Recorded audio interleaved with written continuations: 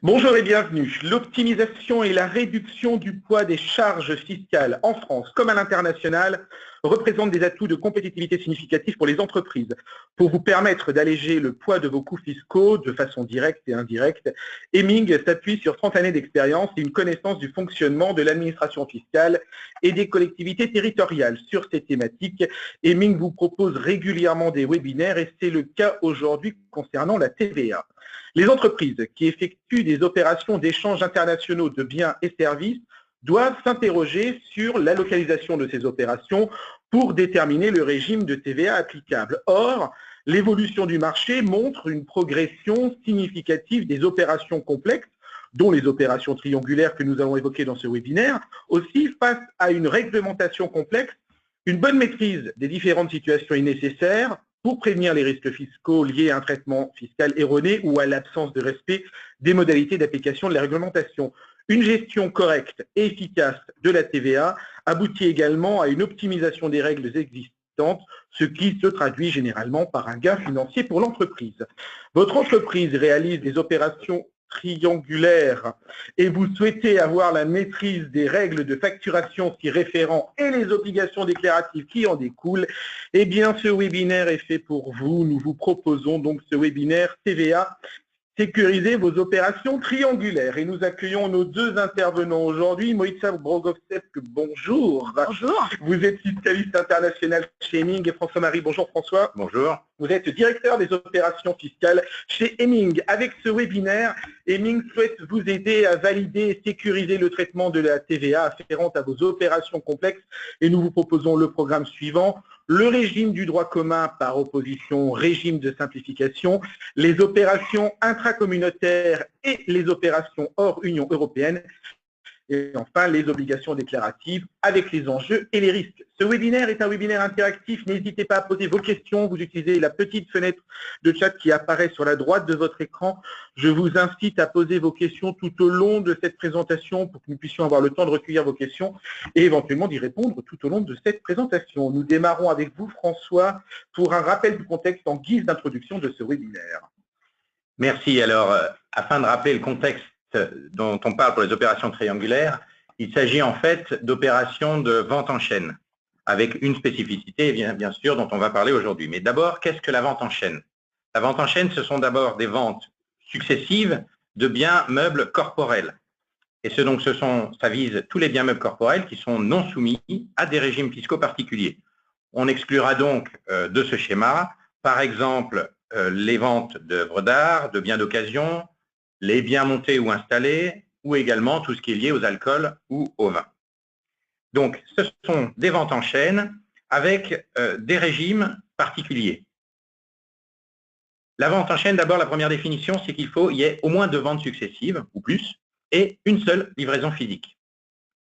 Le régime qui s'applique à ce moment-là, c'est un régime d'expédition ou de transport de l'État de départ vers un autre État membre et qui ne sera imputé qu'à une seule des 2 ventes. Donc, il faut choisir effectivement la vente sur laquelle on va appliquer ce régime. Nous avons en fait ici un régime qui a été défini par la jurisprudence, notamment à partir de 2006, jurisprudence EMAG, et une seule de ces ventes donc, va pouvoir bénéficier de l'exonération prévue à les livraisons intracommunautaires. L'autre vente sera à ce moment-là taxable, par exemple dans le pays de départ ou dans le pays d'arrivée. On a parlé des ventes en chaîne. Qu'est-ce que l'opération triangulaire? L'opération triangulaire est donc une vente en chaîne avec une spécificité importante. D'une part, il faut qu'il y ait 3 assujettis différents. Deuxièmement, il faut qu'ils soient dans 3 États membres différents. Et ça, c'est très important puisque une vente en chaîne peut être à l'intérieur d'un même État.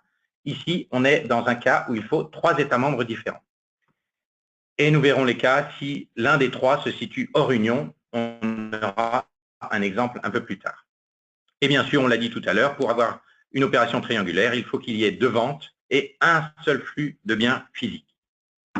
Alors, qu'est-ce qui se passe sur ces opérations triangulaires? On va avoir un régime de base, normal, et si on n'opte pas, pour un autre régime qui est le régime simplifié dont nous allons parler avec Moïka.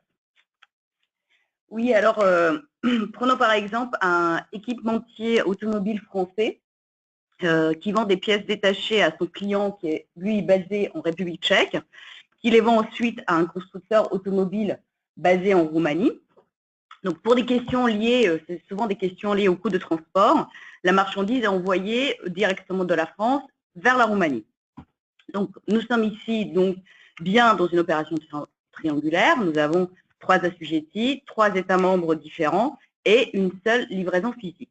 Voyons donc quel sera le régime applicable à cette opération. Donc, juste avant de rentrer dans le détail, une précision liminaire toutefois. Les opérations triangulaires suivent les règles des territorialités qui sont applicables aux livraisons de biens expédiés ou transportés et aux acquisitions intracommunautaires. Donc, livraison de biens qui sont normalement situés, le lieu de livraison est situé dans l'État membre de départ de l'expédition ou de transport. Quant aux opérations par acquisition intracommunautaire, elles sont situées dans le lieu d'arrivée des marchandises à destination. Donc, il faut garder ça à l'esprit pour bien comprendre quel sera le régime de TVA applicable. Donc, comme François l'a expliqué, donc, selon la jurisprudence, nous devons attacher la livraison physique de biens uniquement à une des 2 ventes, en cas de vente successive. Donc, si on prend l'exemple premier, donc si on attache la livraison physique de biens à la première vente, donc ça veut dire que la première vente pourrait être considérée comme une livraison intracommunautaire, bien évidemment sous condition de remplir toutes les conditions nécessaires, la preuve de transport depuis la France vers la Roumanie et de posséder bien le numéro de TVA de acheteur au vendeur roumain.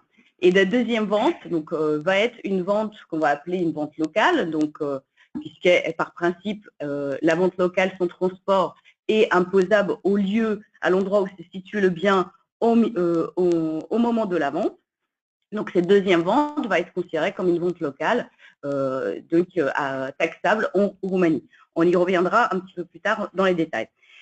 Donc, dans l'hypothèse 2, si on rattache la livraison physique du bien à la seconde vente, donc ça veut dire que la première vente sera considérée comme une vente locale puisque le transport n'y sera pas attaché, et c'est la seconde vente qui pourra profiter donc, des exonérations prévues pour une livraison intracommunautaire.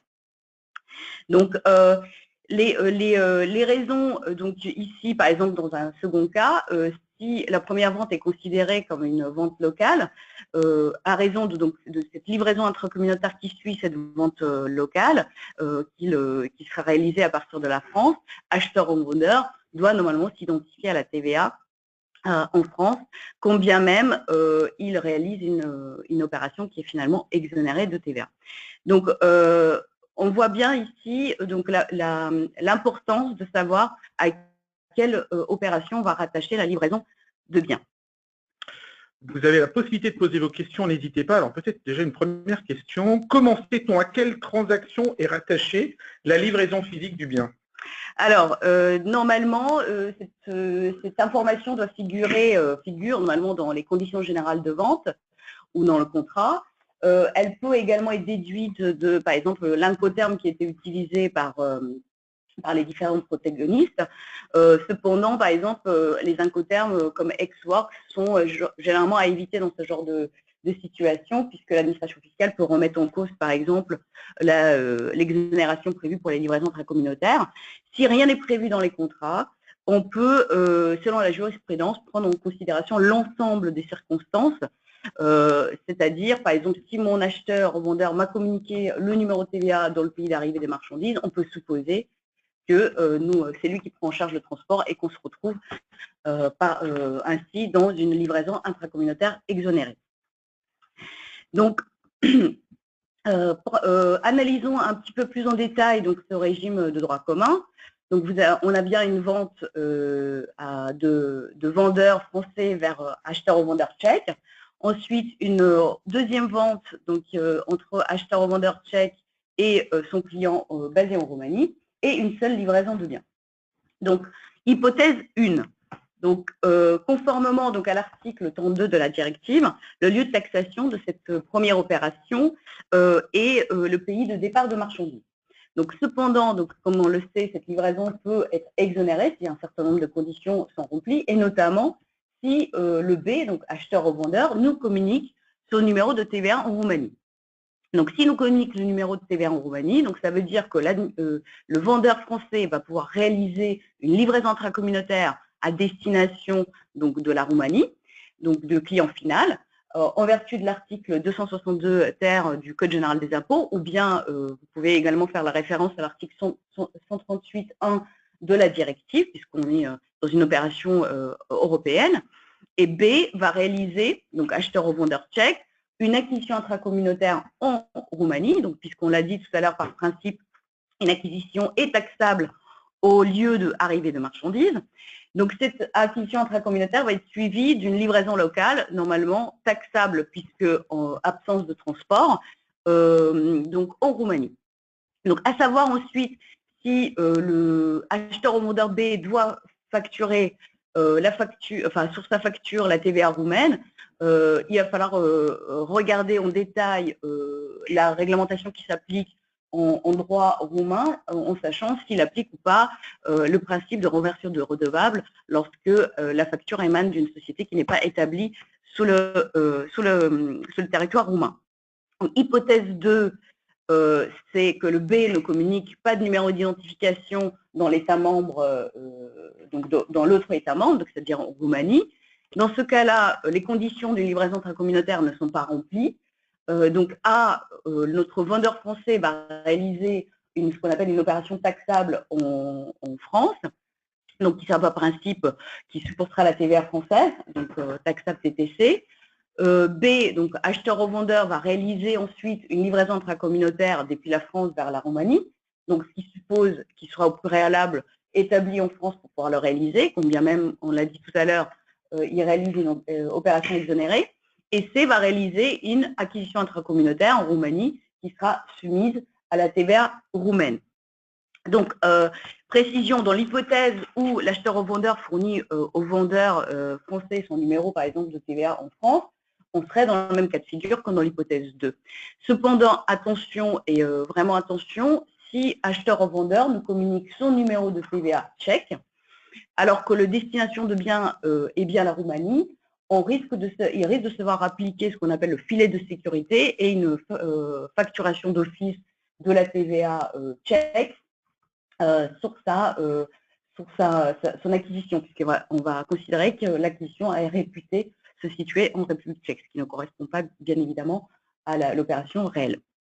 Donc, pour alléger les obligations administratives qui sont liées à l'immatriculation, il y a la directive qui prévoit un régime de simplification dans son article 141. Donc, c'est bien évidemment, on insiste, un régime optionnel qui va éviter à l'acheteur au vendeur, donc celui du milieu, de s'identifier soit dans l'État membre 1, soit dans l'État membre 3. Qu'est-ce que ça donne en détail? Donc, prenons par exemple la même situation que tout à l'heure. Donc, le régime, ce sera le suivant. Donc, vendeur français va réaliser une livraison intracommunautaire depuis la France à destination du client donc en Roumanie. Donc, en vertu, bien évidemment, de l'article 262 ter 1 du Code général des impôts. B n'a aucune obligation ni en France ni en Roumanie. Et le client final, c'est lui qui va réaliser une opération, enfin acquisition intracommunautaire qui sera, elle, taxable en Roumanie. Donc, précision toutefois, donc les conditions qui sont à respecter, tout d'abord, B doit communiquer son numéro de TVA et celui de son client final ainsi que l'État membre de destination de biens. Et C doit être bien identifié, un assujetti identifié dans l'État membre 3.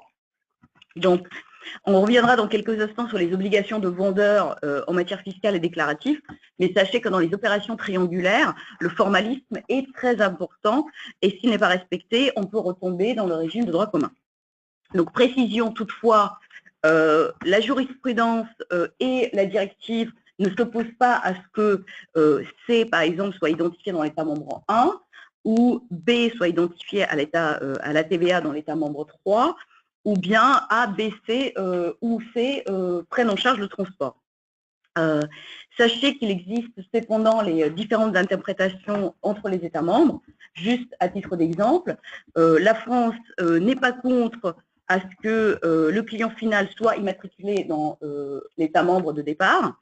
Par contre, elle est contre, donc ça veut dire qu'elle le régime de simplification ne peut pas s'appliquer si l'acheteur au vendeur est immatriculé dans l'État membre 3, s'il a un établissement stable dans cet État, si le transport est plutôt rattaché, comme on l'a vu tout à l'heure, dans l'opération entre acheteur au vendeur et le client final, et si le transport, par exemple, est affecté à une 4e personne qui serait établie, par exemple, en Roumanie.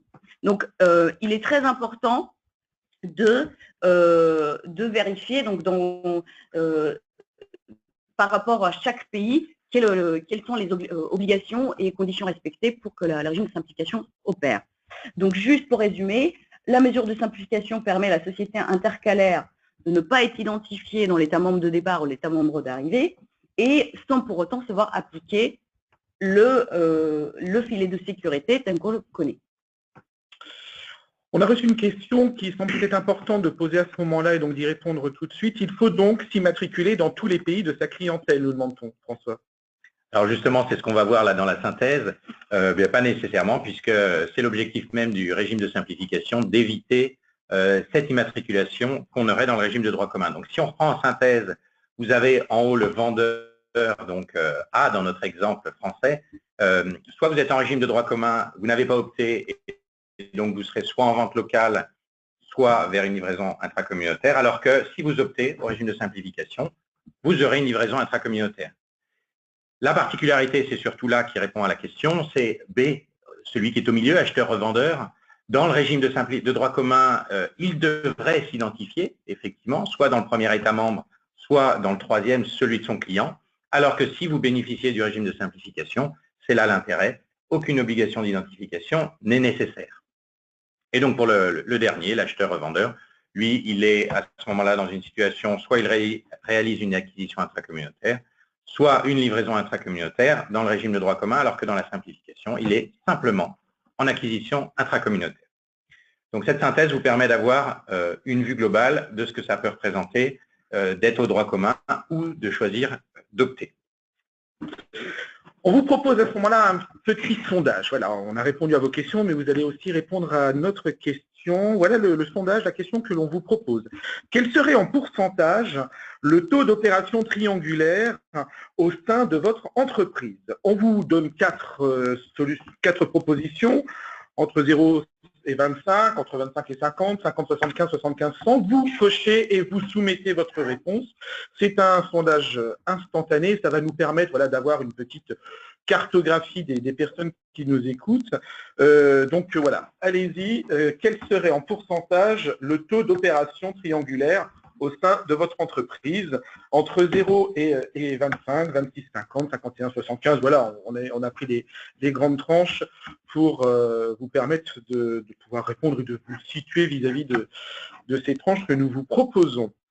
Voilà, allez-y, n'hésitez pas, c'est instantané, ça permet d'avoir une petite idée un petit peu du profil des personnes qui nous écoutent. Voici donc les réponses. On va les donner à François qui va les commenter. Beaucoup de personnes peu concernées par les opérations triangulaires. Alors effectivement, un résultat assez surprenant puisqu'on a 82% d'entre vous qui ont moins de 25% d'opérations triangulaires. Alors la question qu'on va se poser, ce sera justement le point de la fin, on reviendra sur la conclusion, c'est qu'est-ce qu'il faut faire justement? Est-ce que c'est parce que vous en avez peu ou est-ce que parce qu'elles ne remontent pas jusqu'à vous? Et auquel cas, comment mieux les sécuriser pour éviter des mauvaises surprises a posteriori? Donc on reviendra dessus. Et ce qu'on vous propose maintenant, c'est de pouvoir rentrer dans des exemples concrets et de comparer à partir d'exemples d'opérations intracommunautaires ce qu'on aurait en des opérations à l'intérieur de l'Union versus des opérations qui seraient hors Union. Oui, ça. Oui, alors prenons par exemple un industriel dans le domaine aéronautique qui achète des pièces détachées auprès de son fournisseur basé au Luxembourg. Ce fournisseur achète lui-même ces pièces à son fournisseur qui lui est basé en Allemagne. L'acheteur-revendeur luxembourgeois demande à son fournisseur allemand d'envoyer les pièces directement en France. Donc encore une fois, pour réduire le coût de logistique. Donc nous sommes bien en présence de deux ventes successives et une seule livraison physique. Donc, comment ça se passe? Donc là, il faut bien préciser qu'en fonction de la place qu'on occupe donc, dans cette opération, qu'on soit vendeur, acheteur, revendeur ou client, nous n'avons pas les mêmes obligations fiscales et déclaratives. Donc, il est important de déterminer quel est le rôle qu'on occupe dans cette opération. Donc, on avait vu tout à l'heure la France, le pays de vendeur. On voit aujourd'hui, maintenant, la France, pays du client.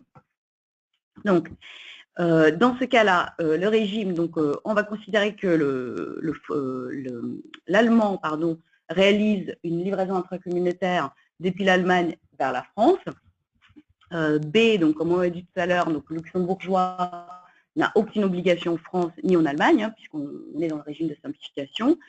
Et c'est le client final, donc français, qui va réaliser une acquisition intracommunautaire taxable en France. Donc, les conditions à remplir pour que le régime de simplification puisse opérer sont les suivantes. Donc, l'acheteur au vendeur luxembourgeois ne doit pas être établi ou identifié en France ou avoir désigné un représentant sur le territoire français. Acquisition intracommunautaire doit être effectuée donc, pour le besoin d'une ce qu'on appelle une livraison consécutive du même bien. Hein, il faut bien qu'il s'agisse du même bien. Le bien est expédié ou transporté directement d'un État membre, donc on remplit bien la condition ici parce que le bien est expédié directement de l'Allemagne vers la France. Et le client français doit être un assujetti identifié en France, puisque c'est lui qui va supporter donc, cette TVA au moment de l'acquisition intracommunautaire. Donc l'acheteur revendeur, quant à lui, doit s'assurer qu'il délivre une facture, ce qu'on appelle une facture conforme. On y reviendra un petit peu plus tard dans la présentation pour savoir quelles mentions doit-il faire apparaître sur les factures. Donc attention, toutefois, si une des conditions que je viens de citer n'est pas remplie, l'administration fiscale peut remettre en cause donc, ce régime de simplification. Donc une vigilance particulière sur ces différentes conditions respectées. Donc là, on a vu une opération, donc 2 opérations qui se déroulent donc, entre les différents États membres. Voyons maintenant une opération qui implique un pays qui n'est pas dans l'Union européenne. Donc, voyons voir l'exemple suivant. Donc, c'est la France, Suisse et Italie. Donc, l'hypothèse 1, dans cet exemple-là, l'acheteur au vendeur suisse est identifié en Italie, auquel cas notre vendeur français va réaliser une livraison intracommunautaire depuis la France, puisque les conditions d'une livraison sont remplies, donc vers l'Italie. Le acheteur au vendeur va réaliser une acquisition en Italie, qui sera taxable en Italie, puisqu'il possède un numéro de TVA italien. Il va réaliser ensuite une vente locale en Italie qui, par principe, est taxable, puisque sans transport, comme on a dit tout à l'heure, donc taxable à l'endroit où la vente est localisée. Donc, ce sera une vente normalement TTC. Toutefois, étant donné que l'Italie applique le régime de renversion de redevable quand l'opération est réalisée par une société qui n'est pas établie sur le territoire italien, elle va émettre une facture en hors taxe et c'est le client final, donc client italien, qui va autoliquider la TVA sur cette vente locale. Donc, deuxième hypothèse, B n'est pas identifié en Italie ni en France. Donc, dans ce cas-là, le vendeur doit facturer TTC avec donc TVA française, car les conditions d'une livraison intracommunautaire, comme on a vu, ne sont pas remplies, puisqu'on n'a pas de numéro de TVA intracommunautaire en face. B va réaliser donc ensuite, acheteur au vendeur suisse, une livraison intracommunautaire depuis la France. Et comme on a déjà évoqué tout à l'heure, quand on réalise une livraison intracommunautaire depuis un pays, combien même elle est exonérée de TVA, il faut au préalable disposer d'un numéro de TVA en France. Donc, on peut avoir ici une troisième hypothèse qui serait que l'acheteur au vendeur suisse est immatriculé, identifié à la TVA en France. Donc, quel cas, on se retrouverait dans la même hypothèse que celle évoquée juste avant, donc ça veut dire hypothèse 2. Ensuite, un autre exemple qui est France, UK et Suisse, par exemple. Ici, on est vraiment dans le cas d'exemple pour la Suisse, et le client final. Comment ça se passe? Donc, hypothèse 1, là, l'important, c'est de savoir qui est l'exportateur dans cette opération.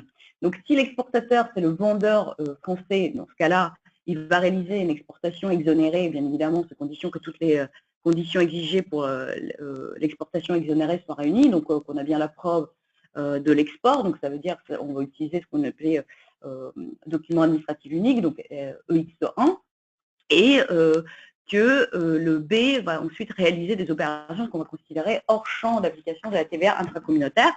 Donc ça veut dire que ça ne sera plus dans le scope de TVA tel qu'on la connaît au sein de l'Union européenne. Ensuite, bon, si on pousse les détails, l'analyse un peu plus loin, donc ça dépendra aussi qui réalise l'importation sur le territoire suisse. Mais ce n'est pas le sujet ici, donc on ne va pas le développer. Mais effectivement, par exemple, l'acheteur-revendeur anglais peut avoir par exemple des obligations fiscales sur le territoire suisse, si c'est par exemple lui qui est importateur de la marchandise. Donc, hypothèse 2, B, donc acheteur-revendeur et exportateur, donc ça veut dire que c'est lui qui figure en tant qu'exportateur sur le EX1. Donc, c'est A, vendeur, qui va réaliser une vente locale, puisque les conditions d'une exportation ne sont pas réunies. Donc, il va une vente locale qui sera, elle, taxable avec la TVA française. Et c'est B, ensuite, qui réalisera une exportation éventuellement exonérée depuis la France. Donc, il pourra se faire rembourser donc, cette TVA préalablement supportée sur sa déclaration CA3.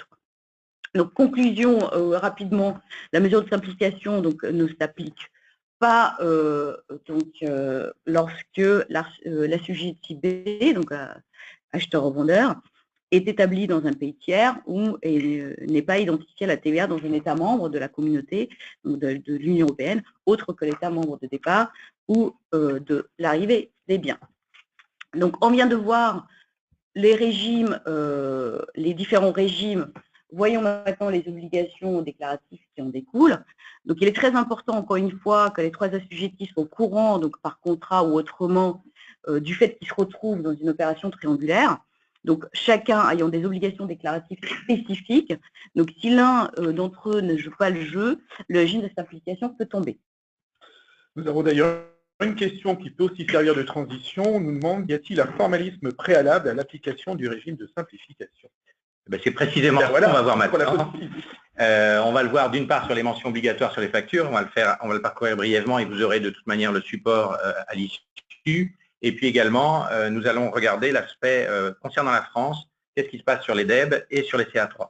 Alors, les mentions concernant les factures, c'est très important pour pouvoir bénéficier du régime de simplification de voir mentionner un certain nombre d'informations sur les factures. Alors, sur les factures d'achat, nous avons bien sûr le numéro de TVA du vendeur, le numéro de TVA de l'acheteur, ce qui est assez classique, et cette mention spécifique de l'application de l'article 141 de la directive. L'autre, sur la partie facture de vente, les mêmes numéros de TVA, vendeur-client, et également la même mention de l'article 141. Qu'est-ce qui se passe si on ne le fait pas? C'est 15 € par mention manquante de pénalité, mais c'est surtout, en cas de non-respect de ces mentions-là, la remise en cause du régime lui-même. Donc, il est très important d'être vigilant sur les mentions qui figureront sur vos factures. Donc, en matière d'obligations relatives à la déclaration d'échange de biens et de la CA3, donc déclaration de chiffre d'affaires, donc encore une fois, vraiment garder à l'esprit que les obligations fiscales et déclaratives ne sont pas les mêmes si vous êtes acheteur ou vendeur, ou encore le client final ou vendeur.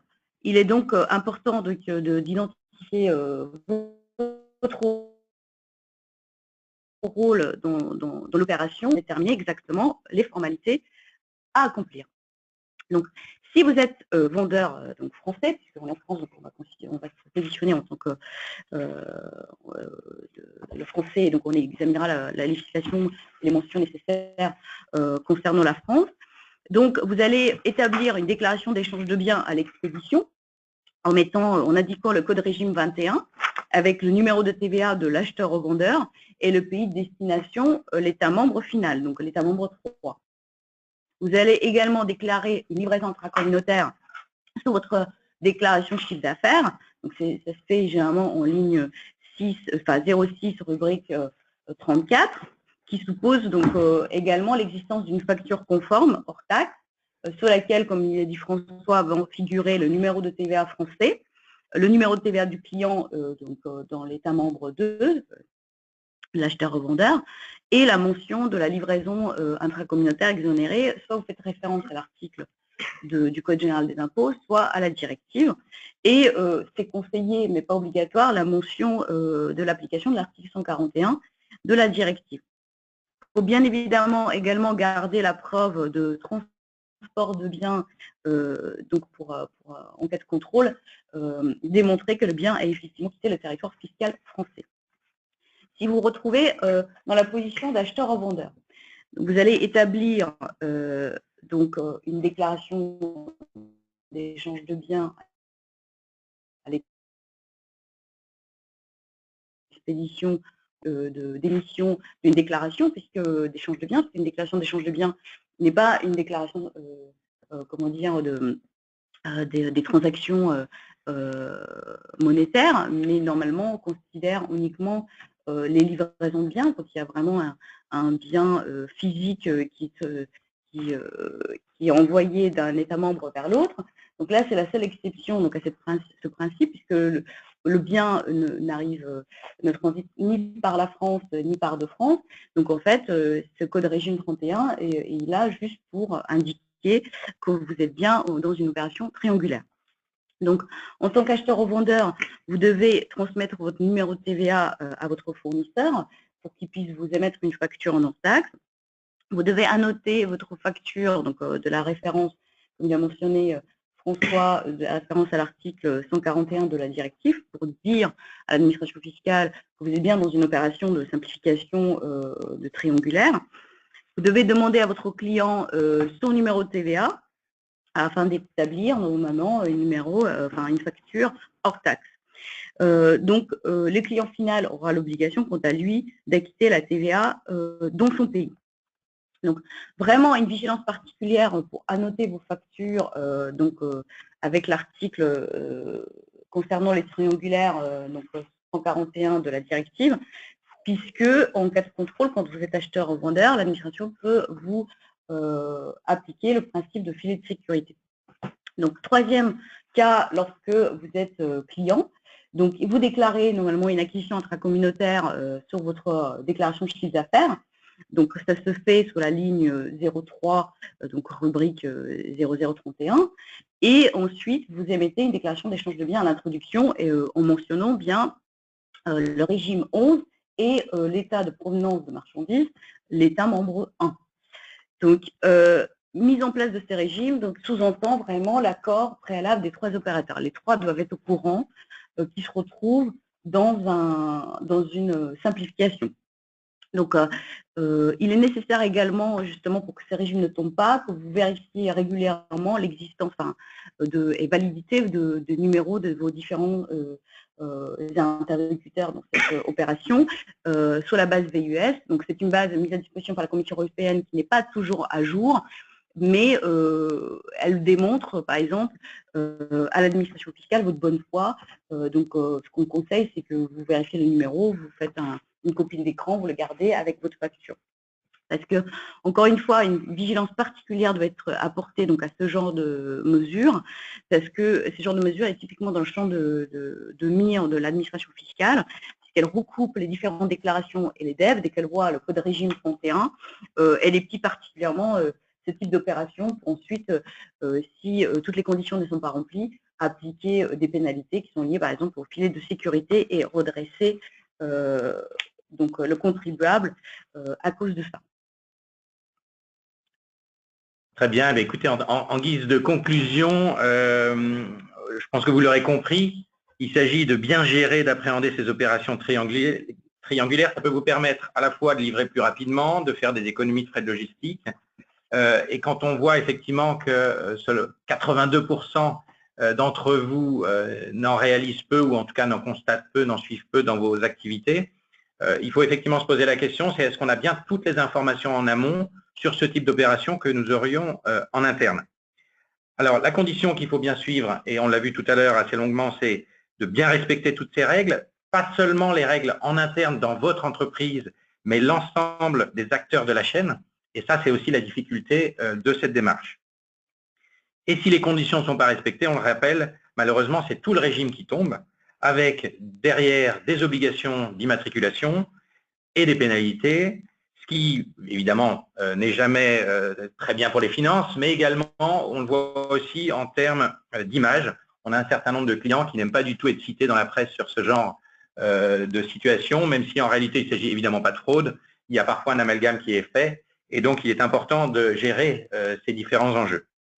Et donc, votre devoir en entreprise, en tant que comptable, fiscaliste, c'est justement de vous assurer que l'ensemble de la chaîne est bien maîtrisée et que cette chaîne est formée. Alors, formée, ça veut dire à l'interne, former les commerciaux, former les équipes logistiques, les équipes douanes, former évidemment, bien sûr, les équipes comptables pour s'assurer que vous allez identifier ce genre de situation. Mais aussi en externe, c'est aussi votre devoir de voir si l'ensemble des preuves documentaires sont bien remplies. L'existence, vous le savez, des numéros de TVA intracommunautaires peut être vérifiée, notamment par VIES. Donc, c'est super important, effectivement, de rentrer dans cette logique de bonne gestion et d'appréhension de ces opérations triangulaires. Voilà, nous arrivons à l'issue de cette présentation. Merci, Moïtsa, merci François, mais ça n'est pas encore fini car nous avons quelques questions que nous avons reçues et que nous allons pouvoir aborder à la fin de cette présentation. Question, la simplification peut-elle être applicable s'il y a plus de 3 assujettis, 4 par exemple, voire plus, nous demandons? Alors, tout dépend déjà combien il y a d'assujettis, combien il y a d'États membres impliqués. Cependant, sachez qu'à partir du moment où on va au-delà de 3 États membres ou au-delà de 3 assujettis, comme on a pu le voir tout à l'heure, par exemple, typiquement, la France n'accepte pas que la livraison de biens en cas de 4 assujettis se fasse directement de A vers le D. Donc, selon elle considère que le régime de simplification ne peut pas s'appliquer et le régime tombe. Donc, en fait, ça dépend les pays qui sont impliqués, ça dépend les assujettis où ils se situent. Mais généralement, par exemple, quand il y a 4 assujettis, on peut appliquer l'opération et simplification triangulaire à l'ensemble des 3 États membres ou 3 assujettis, et la 4e, par exemple, opération, l'analyser à part. Donc, généralement, quand on est à plus de 3 assujettis, normalement, il y a toujours un qui doit s'immatriculer, identifié à la TVA, soit dans l'État membre 1, soit dans l'État membre 3, voire 4, s'il y en a plusieurs. Très bien, on a une autre question. Est-ce que ce régime est le même dans tous les pays européens? Nous demandons. Alors, justement, comme je l'ai déjà répondu à maintes reprises, c'est normalement, donc c'est un régime de simplification qui découle de la directive. Donc, qui dit directive dit application dans tous les États membres. Cependant, la directive a été transposée dans les États de manière différente. Donc, encore une fois, une vigilance doit être apportée en fonction de si nous sommes, par exemple, en France, il va falloir respecter un certain nombre d'obligations telles que j'ai évoquées tout au long de la présentation. Si nous sommes dans un autre État membre, si l'autre État membre est impliqué dans l'opération, il faut vérifier dans la législation de cet État membre quelles sont les conditions qui doivent être respectées, puisqu'elles peuvent légèrement différer d'un État membre à l'autre. Donc, il y a des États membres, typiquement, qui ne sont pas très stricts en la matière, d'autres, en revanche, le sont beaucoup plus. On vient de recevoir cette question. Comment opter pour le régime de simplification? Formalité, nous dit-on entre parenthèses. Est-ce qu'il y a une démarche particulière, j'imagine, sur l'option à mettre? Non, il n'y a pas d'option particulière à mettre, comme je le disais tout à l'heure. Il suffit de vous mettre en accord avec votre client, donc ça dépend quelle est la place que vous occupez dans la chaîne, dans l'opération. Donc, de vous mettre d'accord avec tous les protagonistes de cette opération, puisque, encore une fois, dans ce type d'opération, pour que la simplification opère, il faut que les 3 opérateurs soient au courant qu'ils se trouvent dans cette situation de triangulaire. Puisque, comme on l'a dit tout à l'heure, chacun a un rôle à jouer dans cette opération. Donc, les déclarations fiscale et qui doit mettre en place et les factures qui doivent respecter un certain formalisme.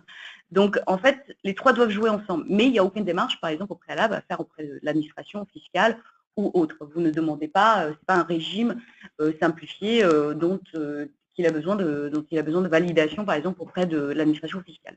Donc, ça veut dire qu'on met directement les mentions sur les factures. Tout à fait.